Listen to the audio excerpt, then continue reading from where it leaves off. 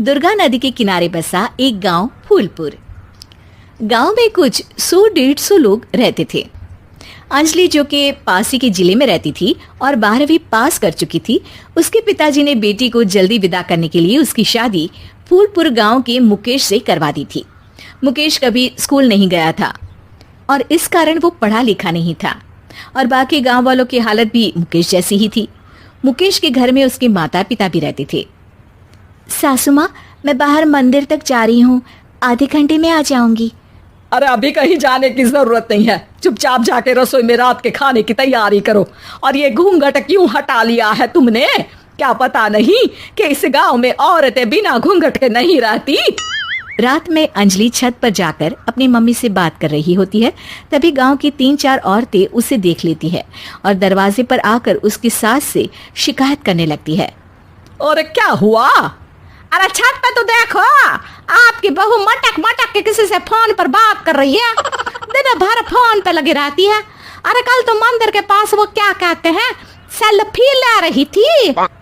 शहर की बहू रखना अच्छा शान की बात है, पर देखना इसके लक्षण से ये तो तुम्हारे परिवार को बदनाम ना कर दे। ये पहली बार नहीं था जब सास से गांव के लोगों ने अंजलि की बुराई या शिकायत नहीं की हो। अब तो ये रोज की बात थी।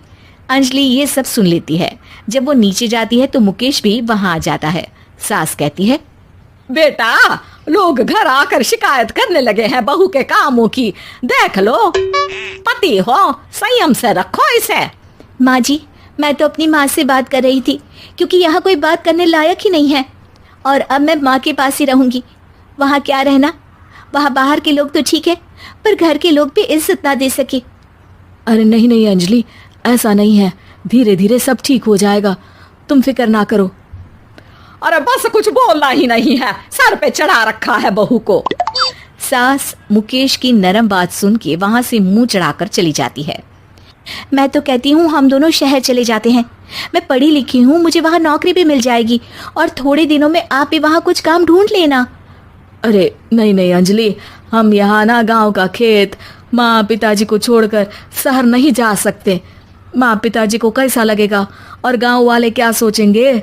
ये कहकर मुकेश सोने चला जाता है और अंजलि की गांव वालों द्वारा बुराई का सिलसिला बहुत दिनों तक चलता ही रहता है। लेकिन अंजलि गुस्सा ना दिखाते हुए समझदारी से काम लेती है। बारिश का मौसम चालू हो जाता है। जोरदार बारिश से पूरे गांव में हाहाकार मच जाता है। दुर्गा नदी में बाढ़ आ जाती है और बाढ़ का पानी पूरे गांव की फसल तबाह कर देता है। फसल की ये हालत देखकर गांव वाले निराश हो जाते हैं और बात तो यहाँ तक पहुँच जाती है कि कुछ लोग तो अंजलि को इस सब का दोषी ठहरा देते हैं। अरे पूरी फसल तबाह हो गई, पता नहीं किसकी नजर लग गई है।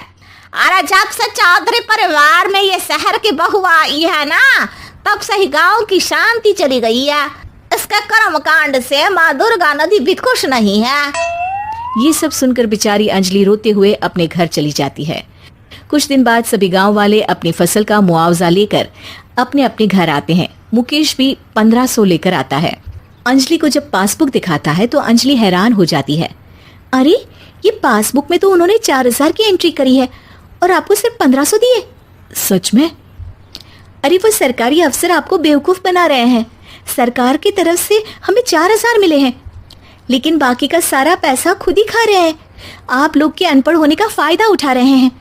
ये सब सुनकर मुकेश परेशान हो जाता है लेकिन अंजलि उसे हिम्मत से काम लेने को कहती है और सुबह होते ही मुकेश को पंचायत कार्यालय ले जाती है और साथ में गांव के और लोगों को भी। आप सरकारी बाबू क्या गांव के लोगों को बेवकूफ समझते हैं? आपको क्या लगता है ये पढ़े लिखे नहीं है तो आप कुछ भी मनमानी करेंगे? ये बेचारे दिन रात इतनी मेहनत करते हैं, ये हमारे अन्नदाता हैं और आप इनके साथ ऐसा धोखा करते हैं। अरे क्या बके जा रही है ये लड़की, किस धोखे की बात कर रही है? अपने कांड करके नदी माँ को नाराज करके हमारा नुकसान करके इसे चैन नहीं मिला क्या? सरपंच जी, इन सरकारी बाबू ने मुझे बेवकूफ बनाया है और मेरे हिस्से के पैसे खुद चट कर गए।